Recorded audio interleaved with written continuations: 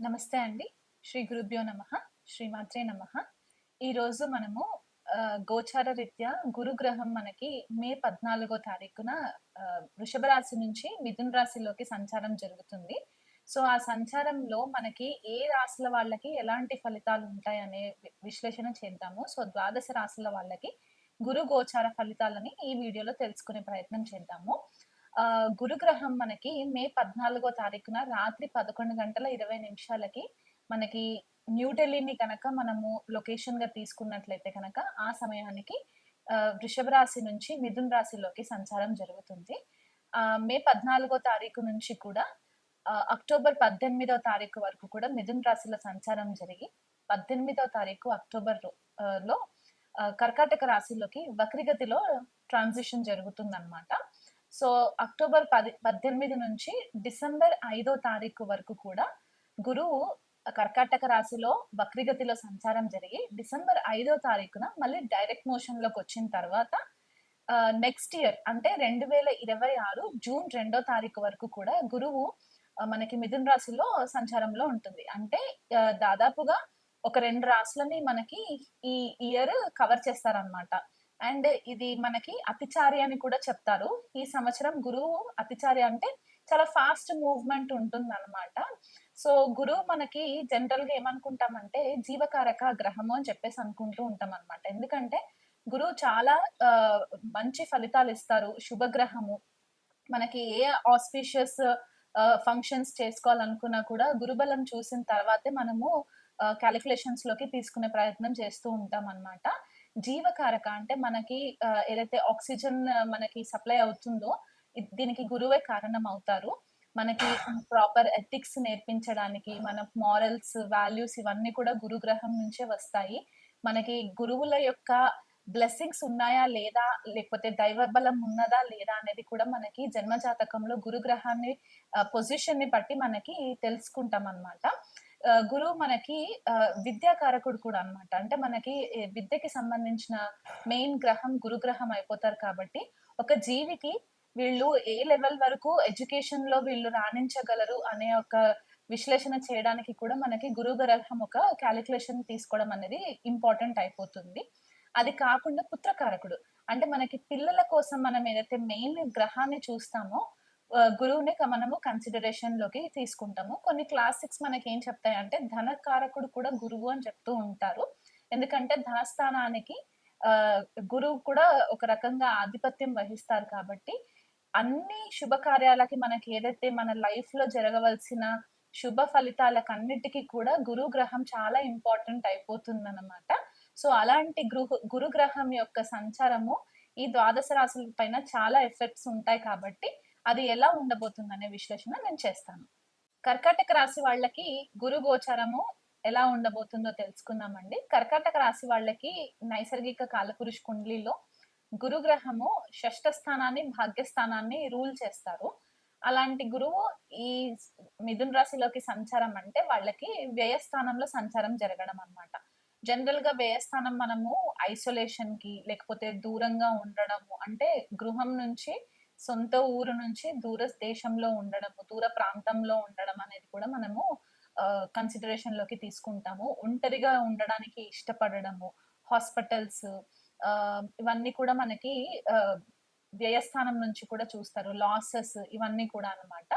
So, కర్కాటక రాశి వాళ్ళకి ఇప్పుడు ఏమవుతుందంటే షష్టాధిపతి, భాగ్యాధిపతి వ్యయస్థానంలో ట్రాన్సిషన్ అంటే కర్కాటక రాశి వాళ్ళ ఆహ్, త తండ్రి యొక్క ఆరోగ్యం పట్ల కొద్దిగా శ్రద్ధ వహించండి. మీ ఆరోగ్యం పట్ల కూడా కొద్దిగా శ్రద్ధ వహించండి. ఎందుకంటే షష్ఠ స్థానాన్ని రూల్ చేసే గ్రహము వ్యయస్థానంలోకి వెళ్ళిందంటే కొద్దిగా హెల్త్ పరంగా, ఆరోగ్య పరంగా మీకు హాస్పిటల్‌లో కొద్దిగా ఖర్చులు పెట్టించే పరిస్థితి కనిపిస్తుంది కాబట్టి, ఆ విషయంలో కొద్దిగా కేర్‌ఫుల్‌గా ఉండండి. తండ్రి యొక్క ఆరోగ్యం పట్ల కూడా కేర్‌ఫుల్‌గా ఉండండి. ఎందువల్ల అంటే ఏదైనా దీర్ఘకాలిక ఆరోగ్య సమస్యలుంటే కనక ఈ టైంలో మీకు కొద్దిపాటిగా అది హెడేక్ అయ్యే ఛాన్సెస్ కనిపిస్తూ ఉన్నాయి కాబట్టి, చిన్న చిన్న ప్రాబ్లమ్స్ వచ్చినా సరే రేపు చూద్దాంలే అన్నట్టు నెగ్లిజెన్సీ చేయకుండా వీలైనంత మట్టుకు తొందరగా డాక్టర్స్‌ని సంప్రదించినట్లయితే గనక ఇబ్బందులు లేకుండా ఉంటాయి. గురువులతో కొద్దిపాటిగా మంచిగా ప్రవర్తించే ప్రయత్నం చేయండి. ఎందుకంటే ఇక్కడ కొద్దిగా మీకున్న ఫ్రస్ట్రేషన్స్ వల్ల కొద్దిగా గురువుల పైన కూడా మీరు అవి వ్యతిరేకంగా చూయించే పరిస్థితులు గోచరిస్తున్నాయి. గురువులు లేని వాళ్ళెవరైనా ఉంటే మీకంటే వయసులో పెద్దవాళ్ళున్న తండ్రి స్థాయిలో ఉన్న వాళ్ళెవరైనా ఉన్నా వాళ్ళతో కూడా కొద్దిగా రిలేషన్‌షిప్స్‌లో కొంచెం కేర్‌ఫుల్‌గా ఉండే ప్రయత్నం చేయండి. అండ్ మీకు కొద్దిగా మెంటల్ డిస్టర్బెన్సెస్ ఎక్కువ కనిపిస్తూ ఉంటాయి. నిద్ర లేకుండా కొద్దిగా నిద్ర విషయంలో డిస్టర్బెన్సెస్ కనిపిస్తున్నాయి కాబట్టి ఆ కోణంలో కొద్దిగా కేర్‌ఫుల్‌గా ఉండే ప్రయత్నం చేసుకోండి. ఆర్థికంగా డబ్బులు వస్తున్నాయి కదా అని చెప్పేసేసి ప్రాపర్‌గా ప్లానింగ్ చేసుకోకుండా మితిమీరిన ఖర్చులు పెట్టుకుంటే గనక ఈ సంవత్సరం కొద్దిగా మీకు కష్టపడాల్సిన పరిస్థితి కనిపిస్తుంది. ప్రొఫెషనల్‌గా అంటే మీకు ఉద్యోగపరంగా గురువు ఎక్కడ కూడా మనకి కర్మక్షేత్రాన్ని చూడకపోయినా షష్టాధిపతి వ్యయస్థానంలో ఉండడం జనరల్‌గా మనకి డైలీ రొటీన్, మనకి వర్క్ కల్చర్ కూడా మనము 6థ్ నుంచి చూస్తాం గాబట్టి, కొద్దిపాటిగా మీకు ఉద్యోగంలో కొద్దిగా డిస్టర్బెన్సెస్ అనేవి కనిపిస్తూ ఉన్నాయి. ఏదన్నా వర్క్ మీకిచ్చినా సరే దాన్ని టైంకి మీరు రెక్టిఫై చేసుకోకపోవడం, లేకపోతే టైంకి మీరు దాన్ని సబ్మిషన్స్ చేసుకోకపోవడము, మీ యొక్క మేనేజర్స్ నుంచి కొద్దిగా ఒత్తిడి అనేది ఎక్కువ పెరిగే ఛాన్సెస్ కనిపిస్తుంటాయి. దానివల్ల మీరు కొద్దిగా మెంటల్లీ డిస్టర్బ్ అయ్యే ఛాన్సెస్ కనిపిస్తున్నాయి. అండ్ భార్యాభర్తల మధ్యలో కూడా కొద్దిపాటిగా విభేదాలు వచ్చే పరిస్థితి కర్కాటక రాశి వాళ్ళకి కనిపిస్తుంది కాబట్టి, ఆ విషయంలో కొద్దిగా కేర్‌ఫుల్‌గా ఉండండి. అంటే మీరు మీ లోకంలో మీరే ఉంటాను అని అనుకునే ఒక పరిస్థితి గురు గ్రహం వల్ల మీకు కనిపించే ఛాన్సెస్ ఉన్నాయి.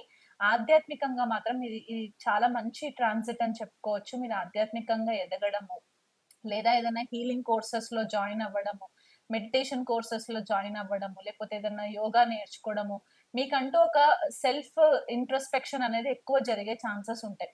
అంటే సెల్ఫ్ ఇంట్రోస్పెక్షన్ అంటే మీరంటే ఏంటి? మీరేం కావాలనుకుంటున్నారు? మీకేది దొరకట్లేదు, లేకపోతే మీరేదైనా నష్టాలలో ఉంటే దాన్ని ఎలా మీరు అధిగమించాలి అంటే మీ పైన మీకొక సెల్ఫ్ ఫోకస్ అనేది పెరిగే ఛాన్సెస్ కనిపిస్తూ ఉంటాయి కాబట్టి, మీలో మార్చుకోవాల్సిన గుణాలేంటి?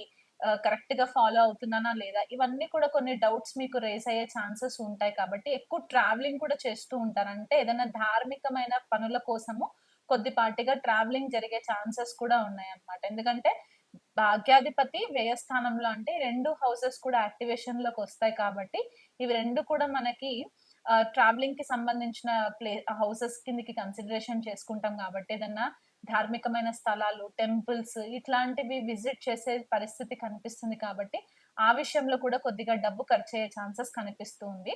కర్కాటక రాశి వాళ్ళకెవరైనా పెద్ద ఏజ్‌లో అంటే పెళ్లిళ్లవ్వని పిల్లలెవరైనా ఉంటే కనక, వాళ్ళ విషయంలో వాళ్ళ పెళ్లిళ్ళ కోసం అని చెప్పి మీరు ఖర్చు పెట్టే పరిస్థితి కనిపిస్తుంది. అంటే శుభకార్యాలకి డబ్బులు కొద్దిగా ఖర్చయ్యే పరిస్థితి కనిపిస్తుంది. ఇదివరకు ఎవరైనా సరే గృహం నిర్మించుకోవాలి, లేకపోతే ఏదైనా ల్యాండ్స్ కొనుక్కోవాలి, లేకపోతే మ్యూచువల్ ఫండ్స్‌లో డబ్బులు ఇన్వెస్ట్‌మెంట్ చేయాలి. ఇలాంటివేవైనా అనుకున్నట్లయితే గనక, ఈ సంవత్సరం వాటిపైన ఎక్కువ ఫోకస్ పెరిగే ఛాన్సెస్ ఉన్నాయి. దానివల్ల మీరు కొద్దిగా డబ్బు ఎక్కువ అధికంగా గూడా మీరు ఖర్చు పెట్టే ఛాన్సెస్ కనిపిస్తున్నాయి.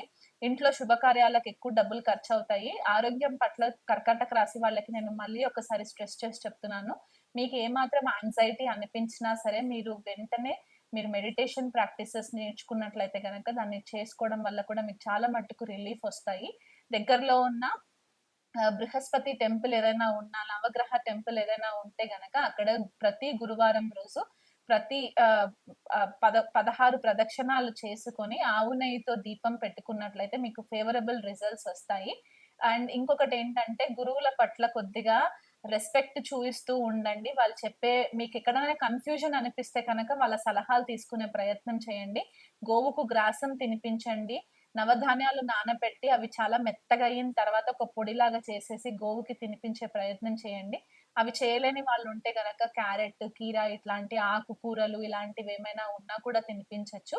అండ్ వీలైతే మీరు ఇంట్లో ఒకసారి దత్తపారాయణ పూజ చేయించుకొని, మీ ఆర్థిక స్తోమత గనక మీకు సపోర్ట్ చేస్తే దత్తపారాయణం పూజ ఇంట్లో మీరొకసారి చేయించుకున్నట్లయితే గనక, ఈ విషయంలో కర్కాటక రాశి వాళ్ళకి మంచి ఫేవరబుల్ రిజల్ట్స్ ఒస్తాయి.